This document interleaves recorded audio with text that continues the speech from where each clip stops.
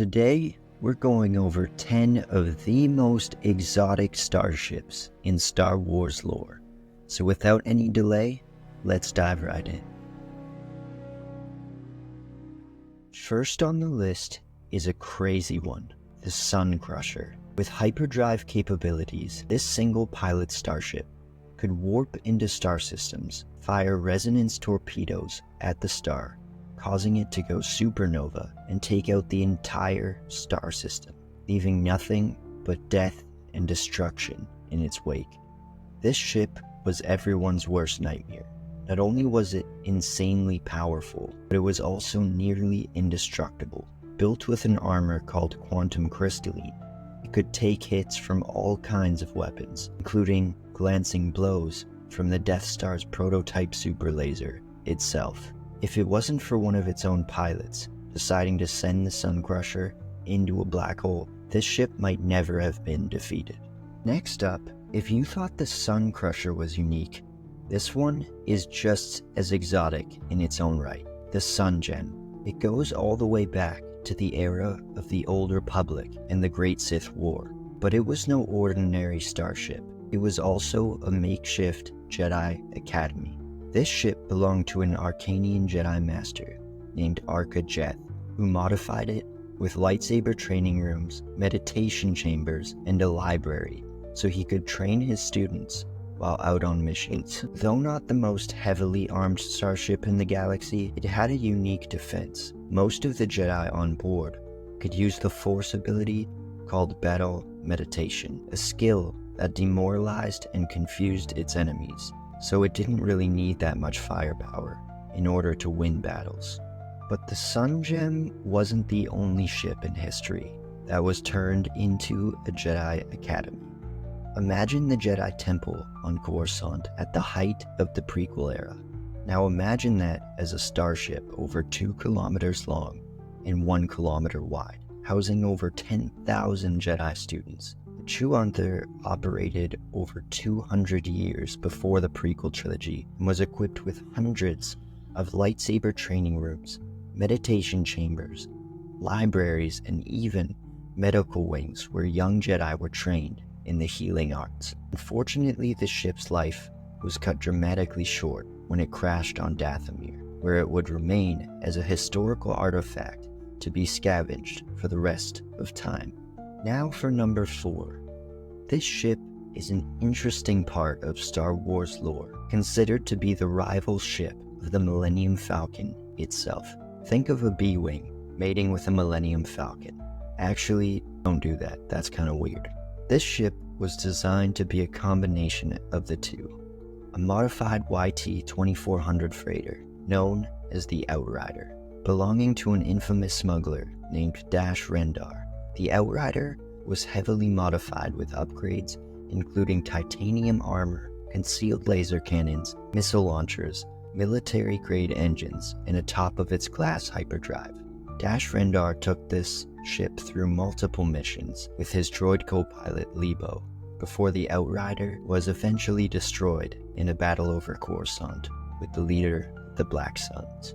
Now, the very sight of this next ship on our list was enough to instill fear and terror in any who opposed the Emperor.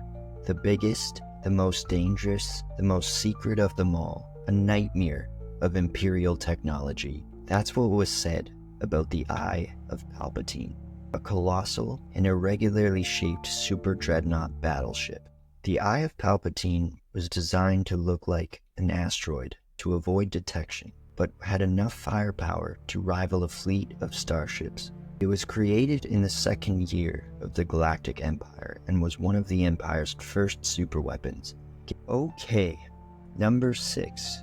You might not believe this after seeing such crazy starships already, but this one might actually take the top prize for being the most exotic. As the flagship of Darth Nihilus himself, this starship was held together by his sheer power in the dark side alone. Originally a Republic Interdictor class cruiser, that was heavily damaged after the Battle of Malachor V. Darth Nihilus resurrected the Ravager and used the husk remains of the ship as his flagship. The ship literally had open areas that led to the vacuum of space, and Nihilus, unfazed by this, stood on top of the bridge and consumed entire planets, draining them of life. I don't know what's more terrifying, Darth Nihilus or the combination of a ghostly Sith Lord flying a dead ship while consuming worlds from above. But either way, it makes for some really cool lore. Our number 7 was a pretty unique ship for its time. During the Old Republic and the Great Hyperspace War, Sith meditation spheres were used by many Sith, including legendary ones like Naga Sadow. These starships resembled a giant eyeball with bat-like wings and were designed to be like focus chambers for force powers, allowing Sith to amplify their power and project it in all directions. This was extremely valuable for them when using battle meditation, and some of these Sith spheres were even said to be self-aware, capable of communicating directly with their pilots. Next up, we have a luxury yacht class ship owned by the legendary Lando Calrissian. This ship is called the Lady Luck. Lando originally wanted this ship to be a luxury yacht, but because he was always getting involved in crazy battles, he ended up modifying it into quite the capable fighting machine. Equipped with retractable laser cannons, ion turrets, and a powerful shield generator, it was also one of the fastest ships of its kind. Although it was a capable combat ship, it still had all the luxuries Lando could fit inside, such as an observation deck, a private suite for Lando, and guest rooms filled with expensive art from around the galaxy. But the Lady Luck pales in comparison to this next ship, the Jade Saber.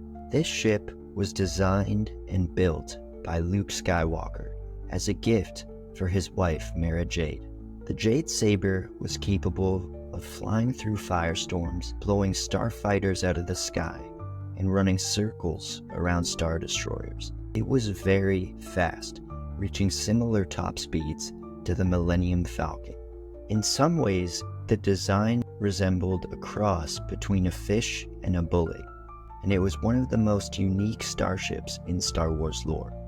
Unfortunately, the Jade Saber was destroyed by an alien group known as the Yuuzhan Vong, who had a strong aversion to technology. Finally, number 10 on the list, the most legendary bucket of bolts in the galaxy, the Millennium Falcon. It would be absolutely wrong to not include this ship, even if it is the most well-known ship in Star Wars lore. The thing that makes the Falcon so unique isn't just that Han and Chewie piloted. It's a legendary spacecraft with an insane hyperdrive.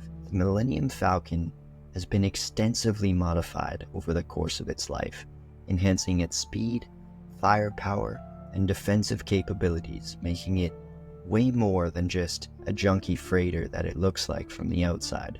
The Millennium Falcon's got character that invokes an almost emotional connection with us all as part of the legendary crew that defeated the Empire. I could think of no better ship to end this video off than this one. It's unique, it's got incredible capabilities, and it's a huge part of Star Wars lore. Well, that's 10 out of 10 right there. These starships are part of Star Wars lore from both canon and the extended universe. There are so many more cool ships to cover in upcoming videos, and so much more lore to talk about, and I'm excited to dive deeper in future videos.